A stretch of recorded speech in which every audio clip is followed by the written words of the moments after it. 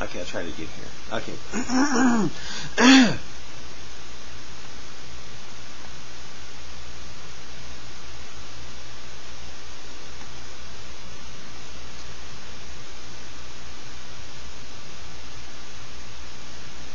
Callisto thought for a while, then said, "Sorry, Newton, we had our chance. But we now lack the energy to destroy the absorber. Since it feeds off of those who look at it, maybe we could keep them from looking at it."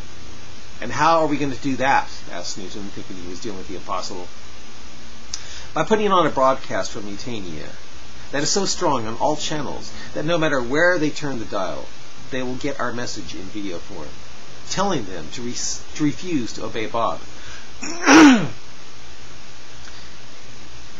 Newton nearly shouted out, "That's easier said than done, my friend. Since facing that thing means not having a city incinerated or keeping one from going to hell, they will only view such a message as satanic, and will face the absorber anyway. And let's face it, they already witnessed me not only flailing, but literally shrinking away from Bob, and in their mind, getting crushed under the huge foot of Bob, followed by the complete and utter destruction of their city that I caused. No doubt they think it was we who then caused Bob to explode and destroy so much of their city, when in actuality it was Bob making it look like we were causing him to explode about the city. The precious population of their city be damned." Newton looked about and said, I don't know about you, my crew. I don't know about you, but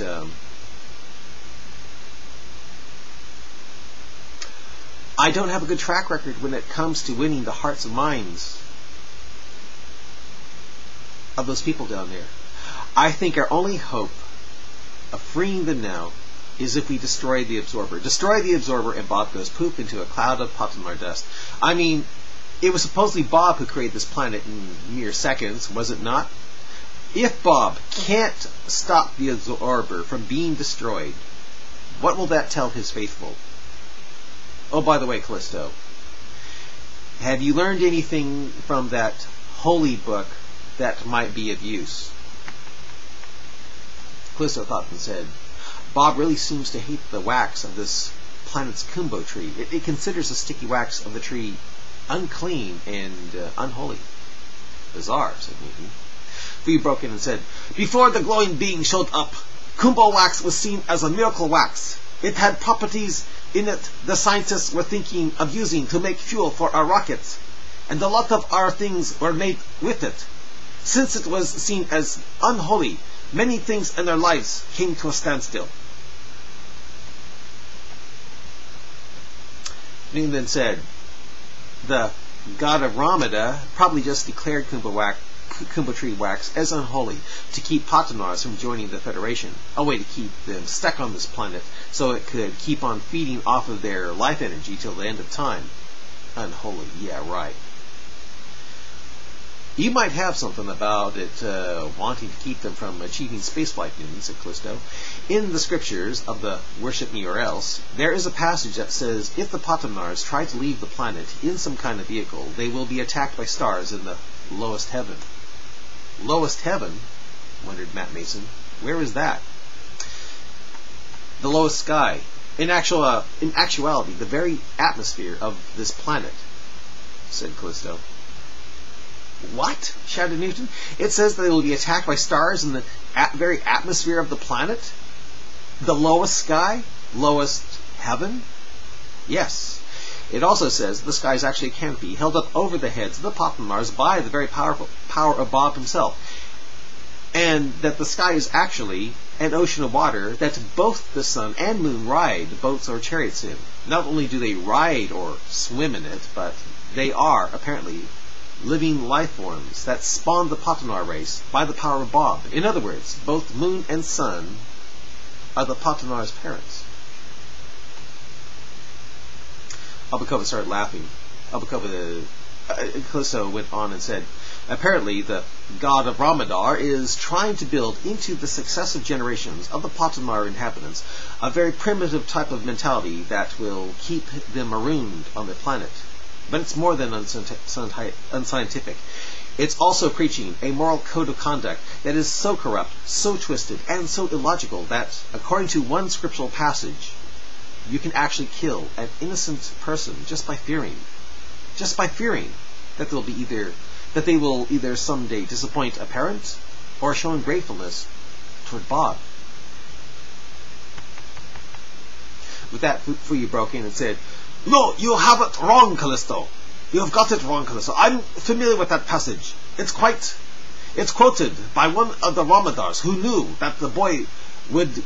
It is quoted by one of the Ramadars who knew that the boy would grow up to do bad things. That is why he killed him when he was innocent.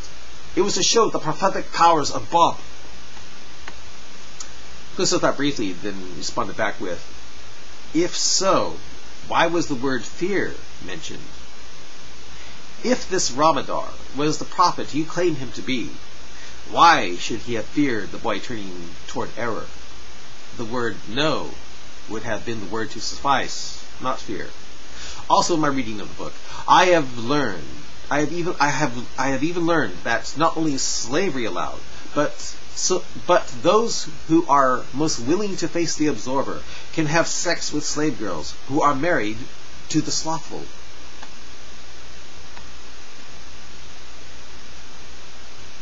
"Say what?" shouted Jeff Long. You gotta be kidding. You gotta be kidding, shouted Obakuba. Fuyu broke in and said, "That's only if they don't like their disbelieving husbands and run to be with the most pious toward Bob." Callisto then said, "That's not mentioned anywhere in that book. It clearly doesn't state that at all." Jeff Long shook his head from side to side and said, "Man, it allows for slavery and says it's okay to have sex with a slave girl who is married. Damn, that ain't right, know what I'm saying? That totally takes away the grip of my people for the time there was slavery in America, if that damn book be true." Obakuba then said, "Takes away the grip of my people for the time the black man on my planet enslaved my people, know what I'm saying?" Crewman Matt Mason then responded with, "Amazing. What other stupid, evil things does it say?" Callisto thought for a bit, and said, "If you eat a certain number of a certain type of fruit, you'll be protected all day from both magic and poison." "What? It says that?" Nick nearly shouted. "Does it say also that the sun sets in murky springs, prostrates under the throne of Bob before asking permission to rise again?" Callisto thought for a moment and said, "No, nothing quite that backward. But I nearly cracked a smile when it went into depth of how a solar eclipse is made." "Oh, I can imagine," smiled Ethan. "But look here. So this book has some really stupid evil things in it. That's not the thing that is important here, people. What is important is finding out what we can do that will not only free those poor souls down there from such an evil piece of lying garbage, but also make it so Bob will never show his ugly weird beard of a face on that planet ever again. Gad. Stars attacking you in the atmosphere under a well-guarded canopy that is supposed to be a sky made of ocean water that the sun and moon ride in over their heads by the power of Bob. How incredibly stupid." Gina asked, "And again, the sun and moon in this book are supposed to be the parents of the Patamars?" "Well, that takes the cake," said Newton. "You can't say that the god of Ramadar doesn't have a sense of humor in its lies." There was a pause. 10 hours until the people face the absorber, Newton," said Obakuba. Newton told his crew that in 10 hours he wanted it broadcast all over Patamar, that Operation Patamar Freedom would commence, beginning not only with the destruction of the absorber, but that it would be desecrated as well, proving that Bob might be able to take a good punch from a giant of his own size, but is nothing when it comes to the weapons of Mutania. And, said Newton with growing excitement, when they see the destruction and desecration of that monstrous golden dome, they will know then and there that there is no bog. All the recitation of creating the planet in mere seconds, a total lie. And if there is a God called Bog, he is quite powerless against someone else's technology. Bog? Sheen asked. You said Bog. Oops, wrong devil. Bog is my Bob to deal with.